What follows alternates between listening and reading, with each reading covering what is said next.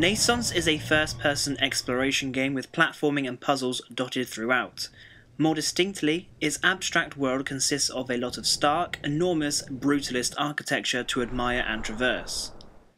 You'll see huge wells with homes, bars and strip clubs seemingly built into them, vast and empty metropolises, and smaller spaces that suggest a primitive machine culture through the strange dissolving surfaces and symbolic structures within.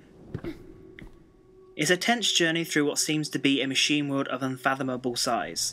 It'll last you about 4 to 5 hours, but it feels a lot longer because there's hardly a single wasted moment and it never repeats itself. Several times while playing NaissanceE, I found myself in awe of the scenery, partly because I've not really seen anything else like its jagged walls, machine-laden canals and curving clean corridors outside of some paintings and impossible design concepts.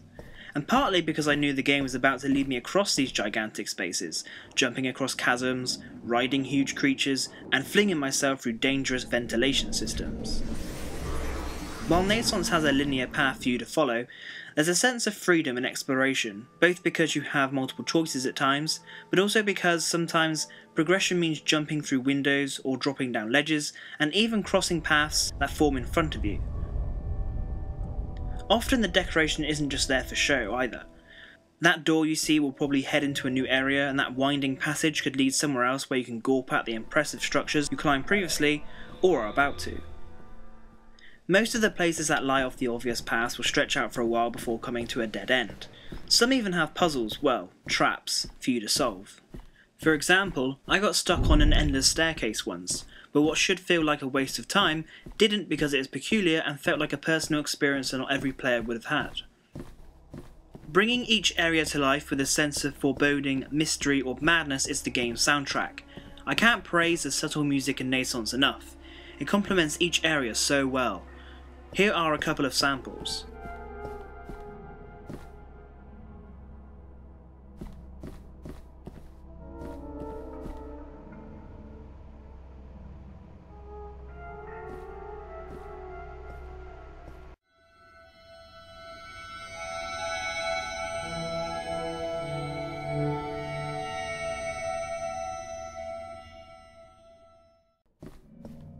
NaissanceE is so rich for exploration that it makes it hard not to spoil.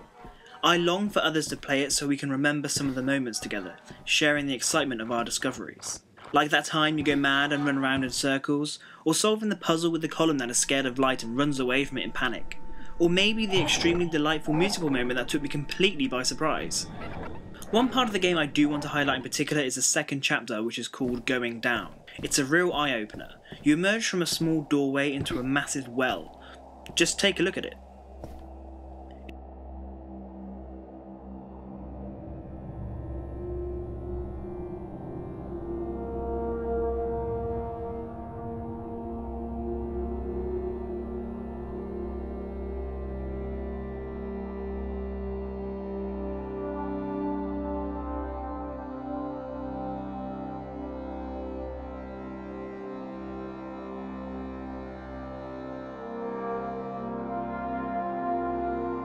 You have to climb down that somehow. I have a slight fear of heights, and vertigo had me gripped a number of times while playing NaissanceE, including my careful trip down there. What I particularly love about NaissanceE's level design is how seamless and interconnected all of its spaces are. If you see a spot in the distance, you'll probably be there yourself in half an hour to an hour, looking back on the place you were stood at before. That happens quite a lot actually. Playing NaissanceE makes you feel like Alice travelling through Wonderland at times. A twisted, macabre, abstract Wonderland, but definitely an otherworldly place where nothing is what it seems. However, not all of NaissanceE is a pleasure to play. I was let down in 2 different parts in particular. Both occasions involve being chased by something deadly across precarious platforms. This is a good time to mention that NaissanceE has a breathing mechanic that kicks in when you run. A circle will pop up on screen and you have to press the mouse button to breathe. If you don't breathe a couple of times in a row, then you'll stop running.